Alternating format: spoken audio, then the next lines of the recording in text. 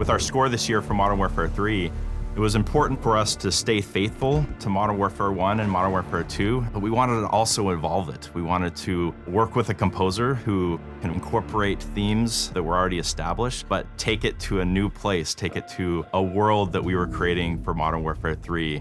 And we had this awesome opportunity to work with Walter.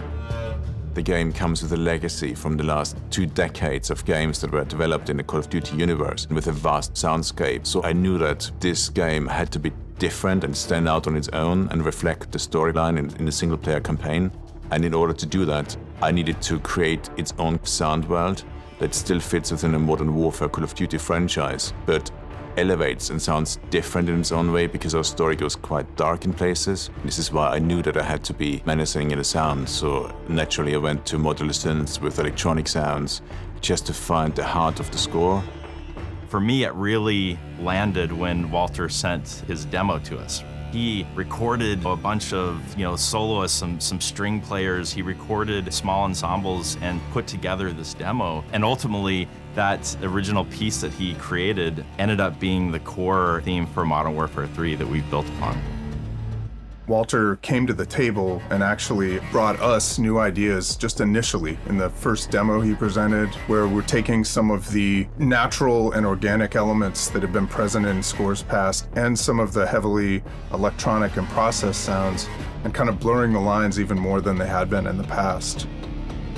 So in the initial pitch for the game, I wrote a theme that I called Stealth. Stealth had this very full-pointed cello, and then we have those big drums as a kind of a counterpoint to the cello. That was really liked by Dave. Now, a few months on, that track became the theme of Captain Price. So whenever we see Price, it's connected to actually what I'd written in the initial stage of this process. Walter's got such a great relationship with all the synthesizers and drum machines and cool electronic instruments at his disposal. And then when we combine that with some of the extended techniques and really interesting things that the London Contemporary Orchestra can do, we get these new sonic spaces that are very new to us and I think new to the franchise, but still very much inspired by all that's come before. Call of Duty Modern Warfare 3 has a really specific challenge in that we have these new open combat missions. Implementing music in an open combat mission where a player can do whatever they want to do, it means that we can never predict what they're going to do and have to have the music play the role as a storyteller, still identify what the player is doing and react to the world, but it has to be able to do that systematically. We can't do it in the same way that we would have done it in one of our more traditional linear campaign levels. So we worked with Spider Farm and we worked with Walter to come up with a bunch of music cues that would work for the open combat missions so that they were really, really reactive to what the player did. So if the player is in stealth, the music system will detect that to play stealth music to tell the player, hey, nobody's found you yet, you can go about this in a quiet way and accomplish your goal that way. But if you are discovered by an enemy, or if you decide to go in guns blazing because that's your style of gameplay, music will react to that as well and bump up intensity level to something that is more reflective of you being in combat.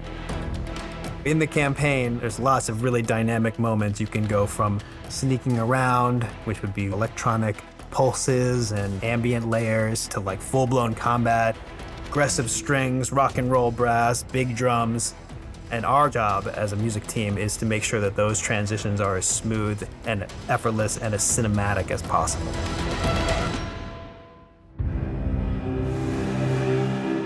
Makarov is an incredibly important villain to the franchise, and it really takes the team in Modern Warfare 3 to a darker place. And so the score is helping to communicate that emotional journey. Makarov is the big antagonist. As you would expect, he needs a very dark and sinister theme that underlines the unexpectancy that this character brings with him. And that gave us a great opportunity to explore Makarov from a sinister electronic background. That was quite a big moment for us as a team to establish the theme of Makarov. Our team at Spider Farm love working with a team like Sledgehammer because we care about the same thing, which is attention to detail. And in a video game especially, that's what makes a good score a great score. We can have the best music in the world, and if we don't spend the time and the energy making sure that it's woven throughout the gaming experience the way it should be, then it's just really good music playing in the background. So at the end of the day, we go through all this effort, not only because we're passionate about it and we love it, but the most important thing to us is that the player has an awesome immersive experience. We want you to feel badass at certain times and we want you to feel terrified at other times. And so we go to all this trouble, we build all this fancy tech to make sure that the player has a truly cinematic experience.